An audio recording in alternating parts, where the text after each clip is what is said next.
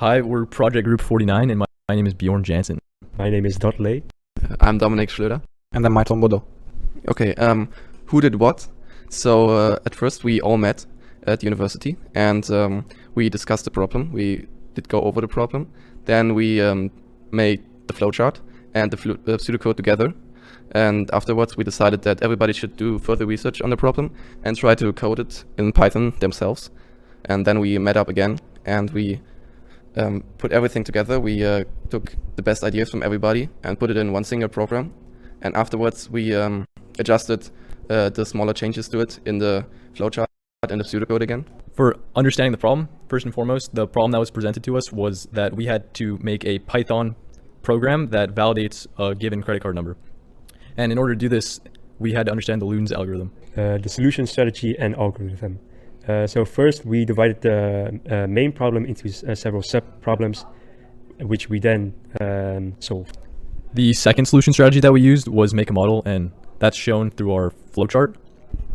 The third solution strategy that we used was divide and conquer, and I think we can frankly say that we used it during the whole project, not only in Python, following by the guess and check, which was mainly used in Python. When we wrote the program, we had to do trial and error to see if the program works or not. Also in Python, we use the solution strategy discover a structure or a pattern, and we use this to solve problems in our Python code. We're now going to talk about the flowchart that we made. So once the program starts, the user either inputs the card number or a 0. If the input is 0, then if it is, then it generates a random number that's either 13 or 16 digits. If the user inputs a card number, it will check if it only consists of digits. If it doesn't, then the card number is not valid and the program will stop. Yeah, and if it only consists of digits, then the flowchart goes on, and the card provider detection is done. And if the card provider is detected, it outputs the name of the card provider and the card number again. Then it checks if the number is only consists of digit, and if it does, then it goes on and outputs the card and the credit card provider. If it doesn't, it outputs that the credit card provider is not detected, and then it goes on. So after that, the program checks whether the inputted card number consists of between 13 and 16 digits. If the length of the digits is under 13 digits, then the program is going to output an error message. And it's the same case if the outputted number of digits is over 16. Otherwise, the program will double every second digit starting from the rightmost digit. Yeah. Then it checks if there are double-digit numbers. If it detects double-digit numbers, it splits them and adds both digits together. If it doesn't, it just leaves them. And in the next part, the new list, every digit is summed together. Next up, it will check if the sum is a multiple of 10. If it isn't, the card number is not valid and the program will stop. If the sum is a multiple of 10, then the card number is valid and the program will stop. All right, now we're going to be going over the actual code to solve the problem. So the first thing we did is we imported random. The next thing we did was we defined the variable of the card number, and then we asked the user to input 0 or a random number for the card number. Next, we determined if the input only contains a number, and if it doesn't, then it asks the user to only print digits. So when the input is 0, the card number that will be generated will be between 13 and 16 digits. So for the next step, the program will convert the string into a list of integers. The next step is the card provider detection step.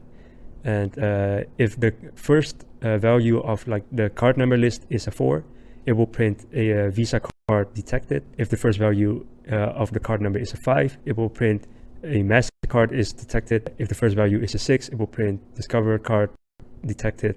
If the first value is a 3 and the second value is a 7 of the card number, it will print American Express card detected. If it's none of the above, it will print this card is from an unknown provider. So then it outputs the list, and in the next part it checks if the list is between 13 and 16 digits. If it's below 13 digits, it prints the error message, this card number is too short, and if it's above 16 digits, it prints the error message, this card is too long. In the next part of our program, we are checking, we are wanting to double every second digit starting from the rightmost. We do this in a for loop.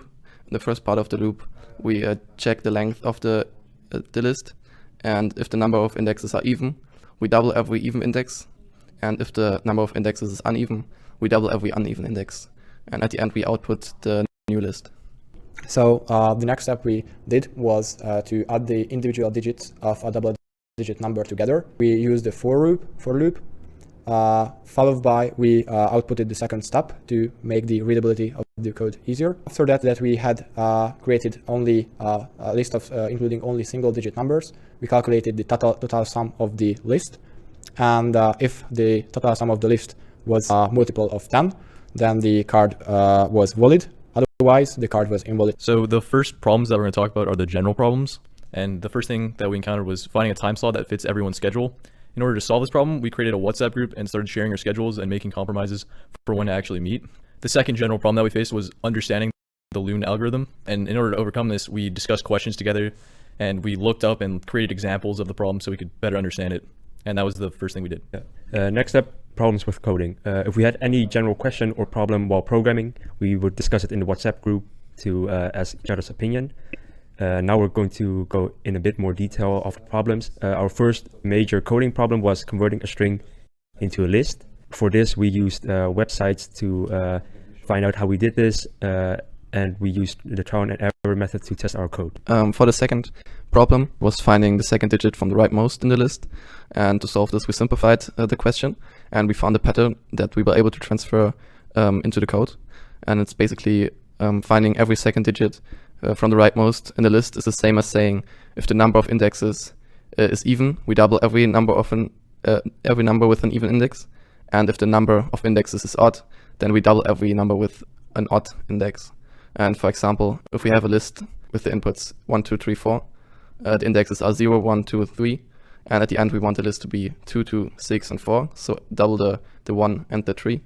And to do this, we have to double all the even indexes, so the 0 and the 2. Another problem we encountered was that in case of a double-digit number, we want to split the two digits and add them together. And we solved this problem by researching the problem on the internet and by implementing it via trial and error into our own code. In the next part, we output the list of the given digits again. Then we check if the number is between 13 and 16 digits. And if it's not between 13 and 16 digits, we print out an error message. This credit card number is too short. And if it's higher than 16 digits, we print out an error message. This card number is too long. And the next part, we check for the second digit number starting from the rightmost and double that number. So the next problem that we have to tackle was to check whether the list only consists of numbers. And we did it by using prior knowledge.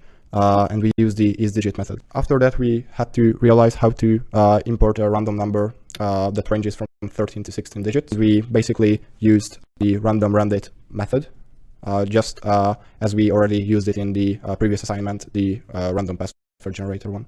Last but not least, we wanted to implement the method so that the program can recognize the company of the card by checking the first digits or first two digits. And we basically used the trial and error strategy, and we basically use the previous ways as we did it in finding the rightmost digit. And last but not least, thank you for watching. We were Project Group 49.